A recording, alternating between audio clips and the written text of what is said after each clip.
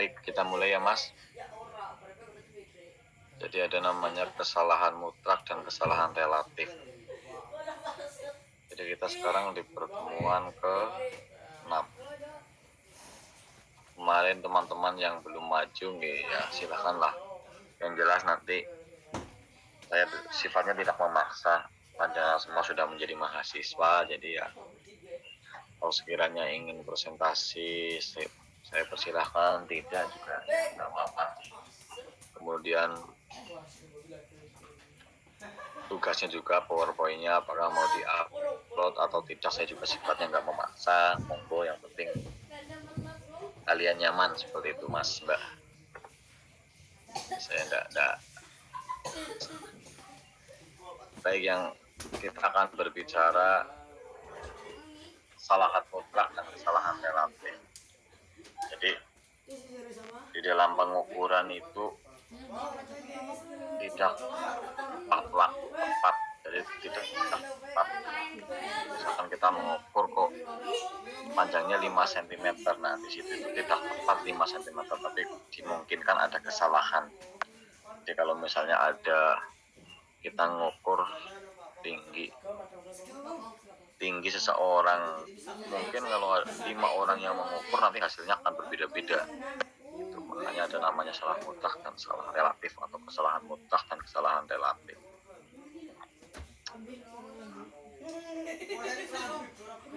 Jadi materi ini itu didasari oleh adanya kegiatan mengukur. Mengapa? Karena aproksimasi kesalahan merupakan suatu nilai taksiran atau pendekatan atau pembulatan yang diperoleh dari kegiatan mengukur. Kalau di awal itu kita sudah pernah mendengar pengukuran. Nah, pengukuran, mengukur itu hal yang sama. Kita ulas mengukur adalah membandingkan sesuatu yang diukur dengan besaran jenis atau alat ukur yang ditetapkan sebagai satuan. Jadi membandingkan sesuatu dengan alat ukur. Jadi alat ukur itu pun macam-macam. Ketika kita menggunakan alat ukur misalnya sapu, nah kita ingin mengukur panjang lantai. Ternyata ketika kita menggunakan alat sapu, kita membandingkan panjang lantai dengan sapu. Panjang lantai itu sama dengan 5 sapu. Nah, itu membandingkan. Itu misalkan kita menggunakan alat ukur sapu, berarti alat ukur mistar, berarti membandingkan lantai dengan mistar. Itu konsep mengukur seperti itu. Dan apa yang diukur itu adalah besaran-besaran dalam fisika, yaitu besaran pokok dan besaran turunan yang sudah disampaikan di pertemuan awal kalau tidak salah, seperti panjang, massa, dan waktu. Untuk mengukur besaran-besaran tersebut, alat ukur apa yang digunakan? Alat ukur digunakan ada berbagai macam seperti mistar, meteran, timbangan, jangka sorong, stopwatch, dan lain-lain. Itu alat ukur yang lazim kita gunakan. Tapi sebenarnya alat ukur itu tadi saya sampaikan itu hanya kita membandingkan. Tapi ketika kita menggunakan mistar, ketika menggunakan meteran, timbangan itu digunakan secara internasional. Kalau kita menggunakan sapu, mungkin sapu di sini dengan sapu di Kebumen aja udah beda panjangnya, jadi nggak bisa menjadi patokan. Jadi hanya mengukur oleh individu itu saja. Kemudian perlu diketahui bahwa setiap alat ukur memiliki tingkat ketelitian yang berbeda. Misalkan mistar itu memiliki tingkat ketelitian 0,1 cm. Jadi kalau Mas Mbak itu lihat mistar atau penggaris, kan panjangnya paling kecil berapa ukurannya? 1 cm ya Mas Mbak. Nah, 1 cm itu paling kecil berapa sih bisa diukur? Itu 0,1 cm. Nah, jadi tingkat ketelitiannya itu 0,1 cm atau ukuran terkecil suatu alat yang kita sebut tingkat ketelitian.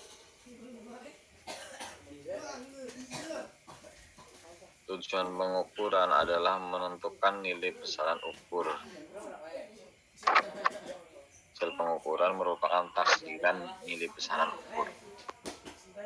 Karena hanya merupakan taksiran, menaksirkan itu enggak tentu tepat waktu. Sama halnya ketika menaksir seseorang aja itu enggak tentu mau. Maka setiap hasil pengukuran selalu mengandung kesalahan. Nah, kemudian ada pertanyaan lagi, apa yang dimaksud dengan kesalahan pengukuran? Kesalahan pengukuran adalah perbedaan hasil pengukuran dengan hasil yang diharapkan. Itu kita sebut kesalahan pengukuran. Agar kesalahan pengukuran dapat diminimalisir, maka perlu diketahui penyebab kesalahan dalam pengukuran. Apakah penyebab terjadinya kesalahan dalam pengukuran? Kita akan mempelajari itu. Suara saya terdengar jelas, Mas, Mbak? Recording in progress. Mas, Mbak? Jelas suara saya? Enggak. Jelas, Mbak? Baik. Kemudian apa penyebab terjadinya kesalahan dalam pengukuran?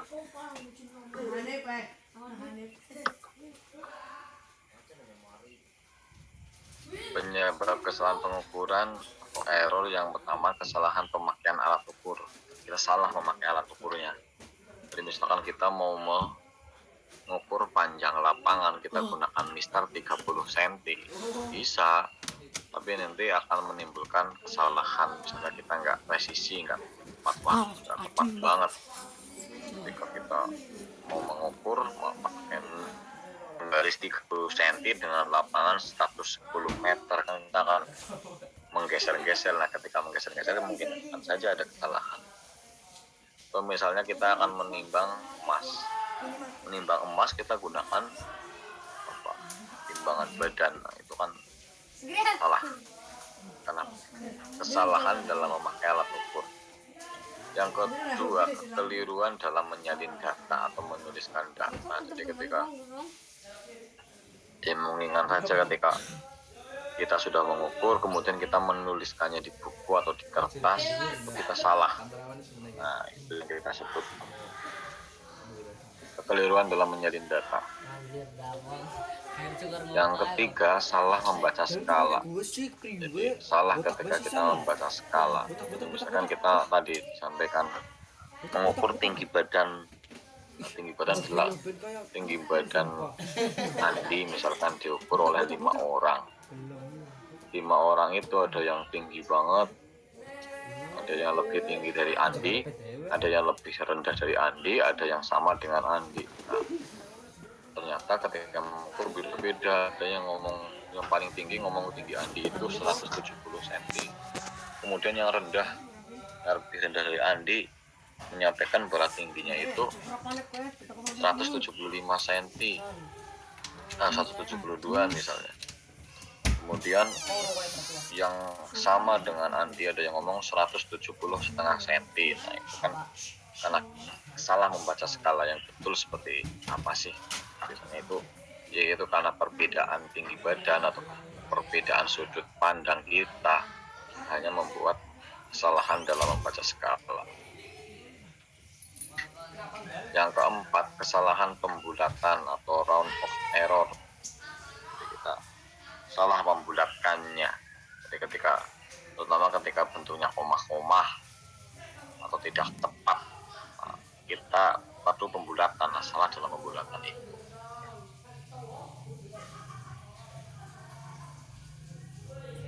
Berikutnya yang kelima, salah menentukan tingkat ketelitian. Jadi tadi ya, tingkat ketelitian ketika kita mengukur emas, berarti kita gunakan timbangan dengan tingkat ketelitian paling lebih tinggi. Jadi jangan buat yang kilo-kiloan, yang bicaranya paling kecil itu ukurannya gram. Nah, itu kita menentukan tingkat ketelitiannya.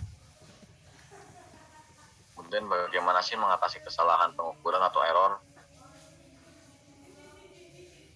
Yang pertama, mengganti alat ukur. Jadi kita mengganti alat ukurnya dengan yang tepat. Menyalin mensalin kembali data atau mengulang kembali pengukuran, kita salin ulang. Yang ketiga, mengulangi membaca skala, ya tadi ya, menyalin kembali atau menuliskan kembali yang benar, kemudian mengulangi membaca skala. Kemudian yang keempat, memperbaiki kesalahan pembulatan. Jadi yang tadi salah membulatkan, kita betulkan, kita ukur lagi, kita bulatkan lagi. Yang kelima, menentukan kembali tingkat ketelitian. Itu cara mengatasi error yang bisa kita lakukan, dan yang lain-lain.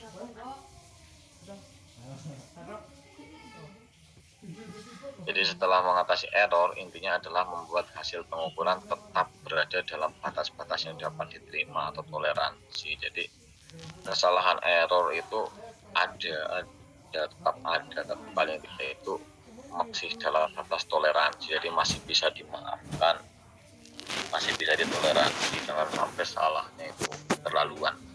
Kita mengukur tinggi badan kok yang betul 170 cm, kok ternyata ngukurnya 180, kan itu keterlaluan. Tapi ketika masih 171, 170 setengah, 169 itu masih kita sebut toleransi. Kemudian sebelum menentukan toleransi, suatu pengukuran tentukan terlebih dahulu salah mutlak. Sebelum menentukan toleransi, kita perlu menentukan dulu kesalahan mutlaknya. Nah, sebelum menentukan kesalahan mutlak, tentukan terlebih dahulu salah mutlak.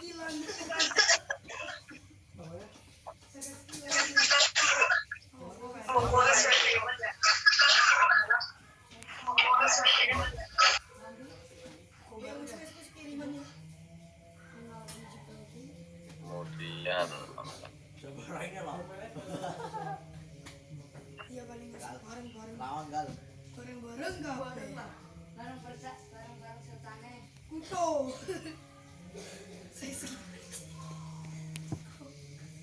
nah, jadi ketika kita mendapatkan hasil pengukuran, kita mengukur, mendapatkan hasilnya, kemudian kita cari tahu satuan pengukuran terkecil apa sih, ukuran terkecilnya apa. Tadi misalkan mistar 30 sentian itu, satuan terkecilnya apa sih, kan 0,1 cm atau 1 mili lah. Nah, itu sebagai satuan pengukuran terkecil.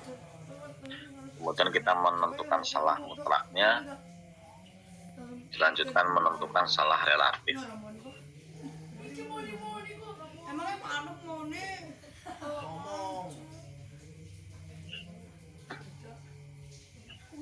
Misalkan ini ada yang bertanya, gurunya atau siapa, berapakah panjang meja. Dengan mejanya kita ukur dengan penggaris dari A ke B. Nah, dinyatakan bahwa pengukuran itu panjangnya 101 cm. Kemudian mengukur lagi, ada yang mengukur lagi, oh ternyata C ke D 100 cm. Kemudian diukur lagi yang sebelah sini, oh ternyata 102 cm. Nah, ternyata tidak sama. Nah, itu yang kita sebut kesalahan dalam pengukuran. Jadi ternyata tidak sama, diukur 3 kali, tempatnya berbeda, tapi seharusnya itu sama, kok hasilnya berbeda. Nah, itu yang kita sebut bahwa suatu pengukuran itu ada kesalahannya. Nah, yang pertama yang kita perlu tahu itu satuan pengukuran terkecil atau SPT. Jadi tadi ya, ketika kita mendapatkan hasil pengukuran, yang kita tentukan pertama hasil satuan pengukuran terkecil atau SPT adalah tingkat ketelitian pengukuran terkecil atau ukuran terkecil dari hasil pengukuran. Mumet lah. Contoh hasil pengukuran 100 cm tadi, mejanya 100 cm, berarti SPT-nya itu 1 cm. Ukuran terkecilnya itu 1 cm. Kemudian 101 cm juga sama 1 cm, 102 cm itu satuan pengukuran terkecilnya itu 1 cm. Paling kecil itu 1 cm.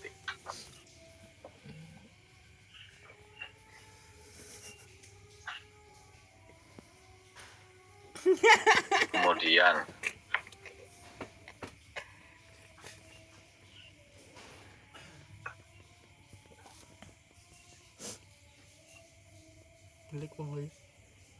nah, salah mutlak.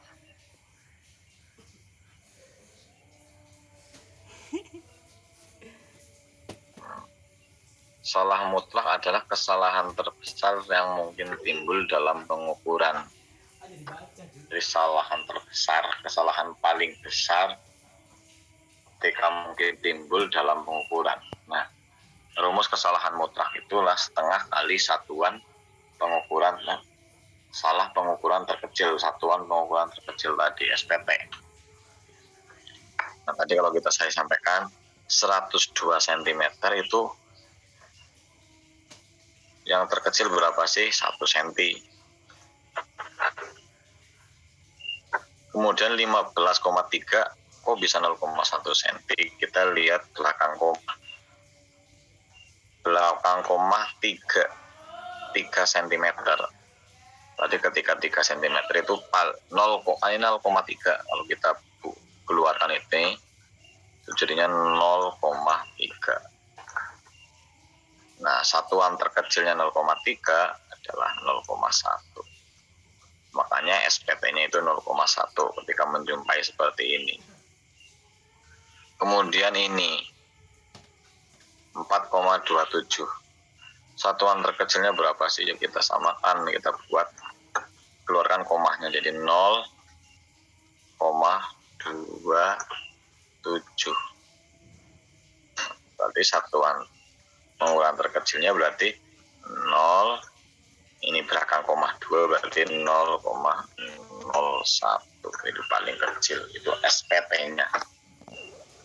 Nah, bagaimana menentukan salah mutlaknya? Ya kita tinggal bagi 1 dikali setengah atau bagi 2. 0,5. 0,1 kali setengah atau 0,1 kita bagi 2. 1 setengah. 0,05 dan seterusnya. Inilah yang kita sebut salah mutlak. Jadi yang kita tentukan pertama kali berarti SPT-nya dulu seperti apa itu dalam salah mutlak. Kemudian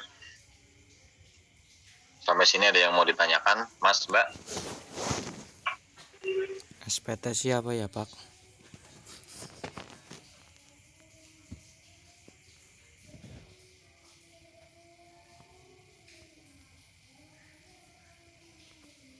Apa Mas nggak kedengeran? Putus-putus. SPT apa ya, Pak? Belum tahu. SPT itu satuan pengukuran terkecil, jadi paling kecil. Jadi paling kecilnya dari 101 cm berarti ketika dibuat dibagi-bagi itu 1 cm. 121 cm itu 1 cm. Jadi Pak, nah kalau ini 15,3 hanya 0,1. 15,3 kalau kita pedil-pedil satu-satu itu paling kecil itu 0,1 cm. Satuan pengukuran terkecil.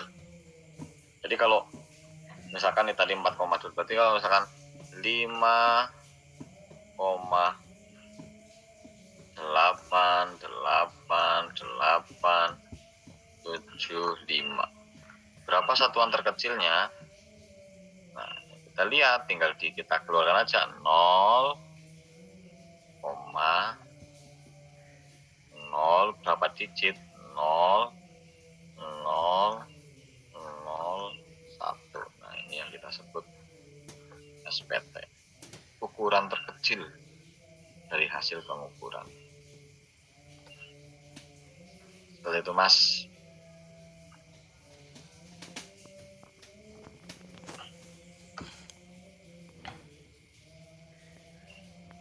Kesalahan pengukuran. Besaran fisika tidak dapat diukur secara pasti dengan setiap alat ukur. hasil pengukuran selalu mempunyai derajat ketidakpastian, atau ada yang menyatakan kesalahan relatif. Kesalahan pengukuran dapat dibedakan menjadi dua jenis, yaitu kesalahan sistematis dan kesalahan acak.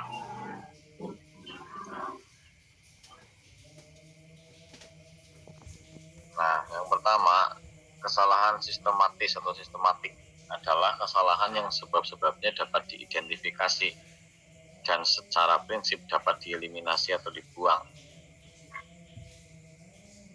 Kesalahan sistematis akan menghasilkan setiap bacaan yang diambil menjadi salah dalam satu arah. Sumber kesalahan sistematis antara lain kesalahan alat, kesalahan mengamati tadi ya, kesalahan lingkungan, dan kesalahan teoritis.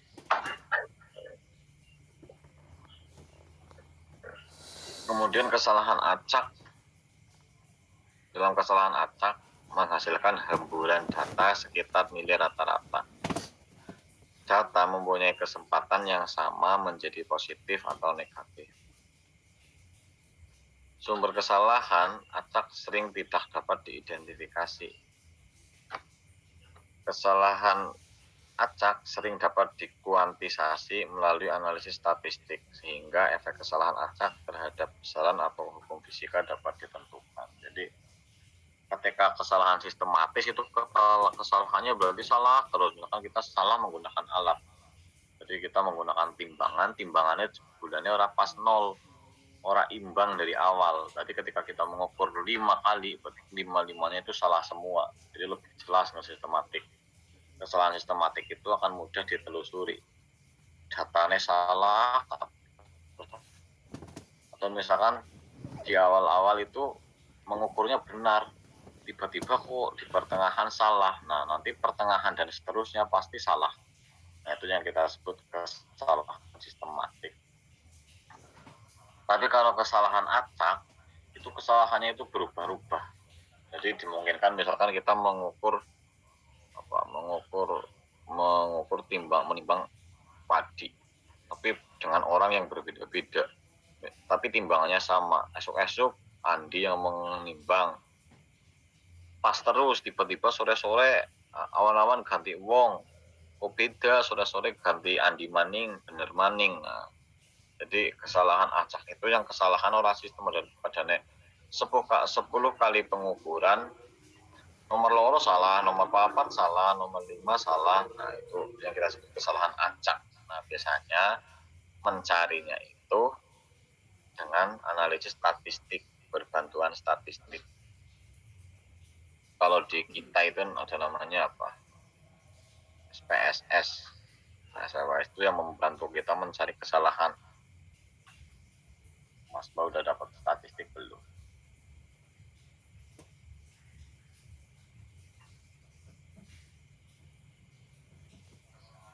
Kesalahan dihasilkan dari ketidakmampuan pengamat untuk mengulangi pengukuran secara presisi. Ada metode statistik baku untuk mengatasi kesalahan acak. Hal ini dapat memberikan simpangan baku untuk serangkaian bacaan. Tapi ketika jumlah bacaan tidak terlalu besar, maka metode ini jadi untuk mendekati nilai pendekatan dari kesalahan tanpa melakukan analisis statistik formal, yaitu perbedaan mutlak antara nilai individu dan nilai rata-rata. Jadi kesalahan acak itu biasanya di dalam statistik itu dibuang. Jadi misalkan kita mengukur berat badan kelas 8 SMP. Nah, rata-ratanya itu kelas 8 SMP ya beratnya itu sekitar berapa ya? 40 kilo 40 sampai 50 kilo. Nah, ternyata ketika selesai mendaftar 80 orang siswa kelas 8, ada yang beratnya itu 80, 70. Nah, kita perlu mengidentifikasi apakah betul kita melakukan penilaian ulang di data-data yang seperti itu, yang menyimpang, yang acak, yang dimungkinkan menjadi salah. Karena orang mungkin idealnya biasanya semeno.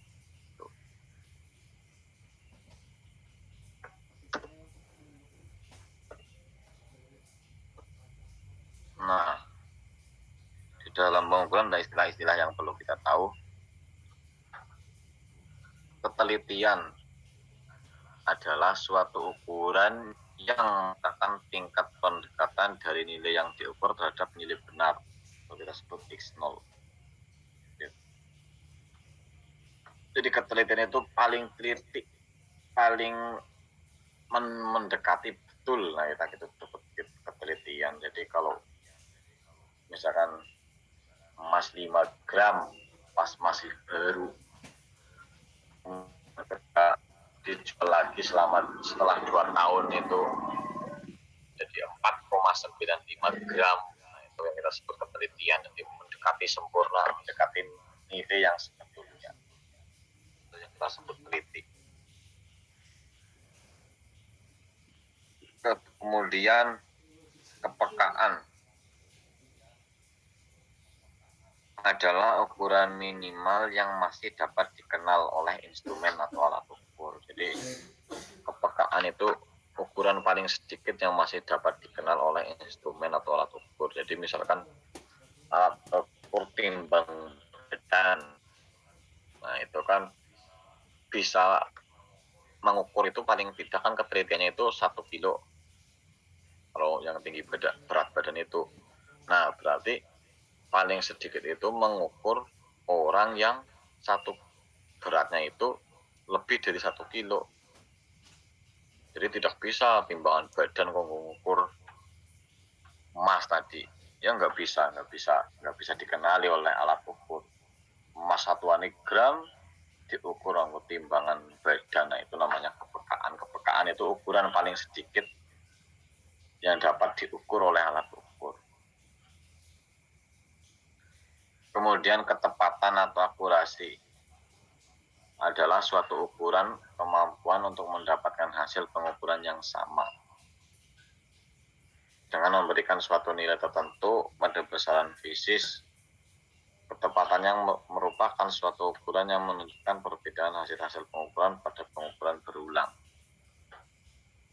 Jadi akurasi atau ketepatan itu ketika kita mengukur orang. Jadi ketika kita mengukur kan biar main genah. Misalkan kita mengukur menimbang atau mengukur panjang lapangan. Nah, kita ukur selama 5 kali, hasilnya sama semua atau mendekati teliti, mendekati sempurna. Nah, itu kita sebut akurat. Nah, berbeda kalau kita ukur 5 kali kok beda-beda kabeh atau kabeh. Nah, itu kita sebut tidak tepat.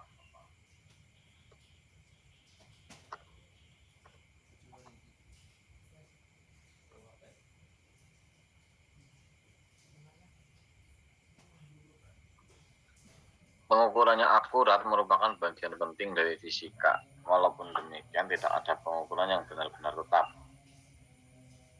Ada ketidakpastian yang berhubungan dengan setiap pengukuran. Jadi, walaupun kita sebut tetap, sebut tepat, jadi mengukurnya harus tepat, bisa benar. Nah, itu pada dasarnya itu tetap ada kesalahan atau ketidakpastian dalam pengukuran itu. Di antara yang paling penting selain kesalahan adalah keterbatasan ketepatan setiap alat pengukur dan ketidakmampuan membaca sebuah alat ukur di luar batas bagian terkecil yang ditunjukkan tadi ya. Mengukur emas kalau timbangan badannya sedadi ora. Misalnya Anda memakai sebuah penggaris sentimeter untuk mengukur lebar sebuah papan. Hasilnya dapat dipastikan akurat sampai setengah senti karena penggaris sentimeter kan paling kecil SPT-nya itu 0,1 cm. Nah, jadi keakuratannya pun akurat sekali ketika mengukur papan dengan penggaris. Nah, itu yang kita sebut teliti sekali, tetapi masih tetap ada kesalahan.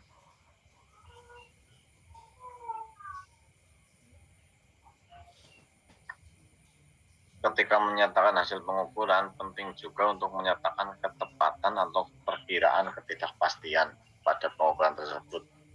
Sebagai contoh, lebar sebuah papan yang diukur dapat ditulis 5,2 plus min atau kurang lebih 0,1 cm. Nah, itu maksudnya apa? Jadi ketika kita akan menuliskan seperti itu akan lebih tepat daripada kita menuliskan 5,2 cm saja. Padahal nggak mesti 5,2 cm, dimungkinkan tetap ada kesalahan. Nah, hasil kurang lebih 0,1 cm menyatakan perkiraan ketidakpastian pada pengukuran itu, sehingga lebar sebenarnya paling mungkin berada di antara 5,1 dan 5,3. Jadi ketika kita mendapatkan 5,2, kenapa ada plus min 0,1 cm? Ini yang kita sebut SPT-nya. Dimungkinkan sebenarnya itu bisa saja orang pas 5,2, gelem lebih cilik 5,1 atau 5,3. Karena kita salah membaca. Nah, ini ketone pasnya 5,2. Nah, makanya dikasih plus minus 0,1. Nah, yang kita sebut kesalahan relatifnya. Jadi orang pas 5,2. Bisa lebih 0,1, 5,3, bisa min 0,1, bisa saja cuma 5,1.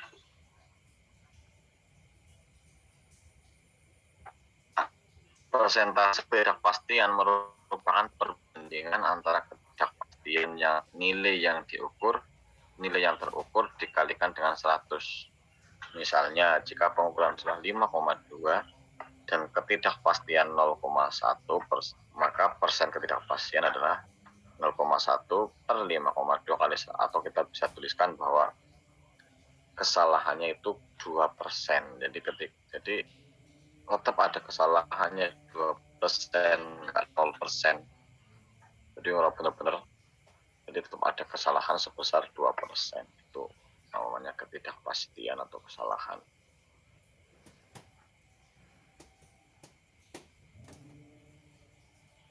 Seringkali ketidakpastian suatu nilai terukur tidak dinyatakan secara eksplisit. Jadi tidak dituliskan seperti tadi. Jadi cuma ukurannya adalah 5,2. Kalau ditambahi plus min 0,1 tidak. Nah, jadi pada kasus seperti ini ketidakpastian biasanya dianggap sebesar 1 atau 2 satuan atau bahkan 3 dari angka terakhir yang diberikan. Jadi sebagai contoh, jika panjang sebuah benda dinyatakan sebagai 5,2 cm, ketidakpastian dianggap sebesar 0,1 atau mungkin bisa saja 0,2. Jadi bisa saja, tapi kebanyakan itu bisa saja bahkan 0,3. Nah, jadi penting untuk tidak menulis 5,20. Soalnya ketika 5,20 bisa saja 5,21 atau 5,19, berbeda. Padahal kan 0 di belakang koma itu tidak berguna biasanya. Tapi ketika kita bicara teliti, nah 5,2 ini akan berbeda dengan 5,20. Itu di dalam ketidakpastian. Nah, kemudian salah relatif adalah kesalahan pengukuran dibandingkan dengan hasil pengukuran. Nah, atau kesalahan relatif adalah kesalahan mutlak dibagi hasil pengukuran. Salah mutlak dibagi hasil pengukuran. Jadi kalau kita lihat di sini, ini salah relatif, ini salah mutlak. Mari salah mutlak. Salah mutlak udah tahu ya, kita setengahnya dari SPT. Jadi misalkan ini 102 terkecilnya kan 1 cm. Ini di belakang koma 1 berarti ini juga ikut 1, 0,1 di belakang koma 2 berarti ini 0,01. Nah, ini sebenarnya batasnya gini nih. Ini batasnya kayak gini. Ini salah.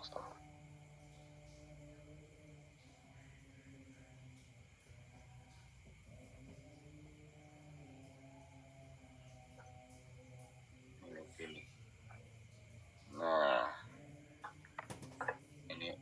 saya nggak lurus. Nah, begini. 102 paling kecil 1 cm. Salah mutlaknya, kesalahan mutlak atau kesalahan absolut itu 0,5. 0,5 dapat dari mana? 1 dikali setengah. 0,1 kali setengah juga 0,5. 0,01 dikali setengah itu 0,005, itu salah mutlak. Nah, salah relatif itu salah mutlak dibagi hasil pengukuran. Nah, jadi ini 0,5 dibagi 102. 0,5 ini dibagi 102. Ketemunya ini. Ini juga sama 0,05 bagi 15,3. Nah, ini kesalahan relatif. 0,005 dibagi 4,27. Nah, ini yang kita sebut kesalahan relatif.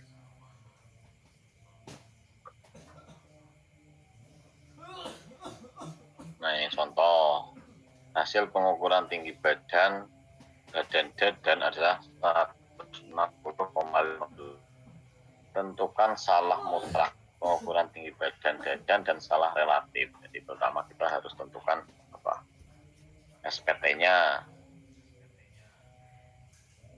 SPT-nya berarti terkecil berapa? Setelah SPT, salah mutlaknya. Salah mutlak apa? SPT dikali setengah.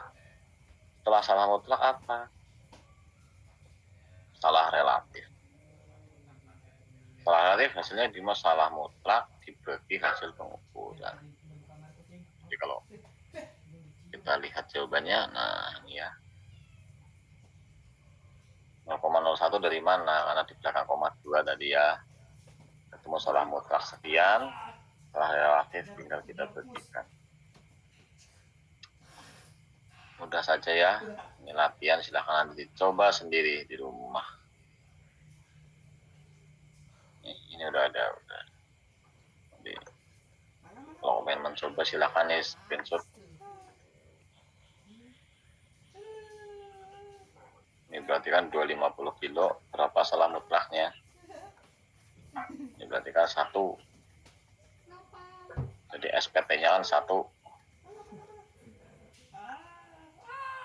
Salah mutlaknya berapa? 1 kali setengah. Salah relatifnya berapa? 1 kali setengah itu sama dengan setengah. Salah relatifnya berapa? Setengah dibagi 250. Ketemu salah relatif.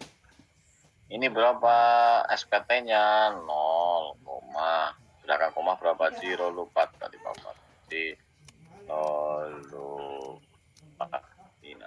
1. Ini kita sebut SPT-nya baru. Salah mutlaknya berapa? Dibagi 0, dibagi 0,05 atau dikali setengah. Hasilnya berarti 0,00005.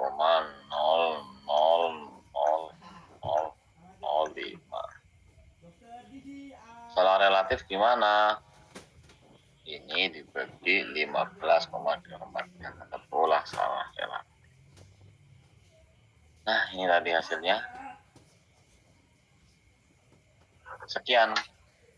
Ada yang mau ditanyakan, Mas, Mbak? Tentang kesalahan relatif dan kesalahan mutlak atau absolut? Ada yang mau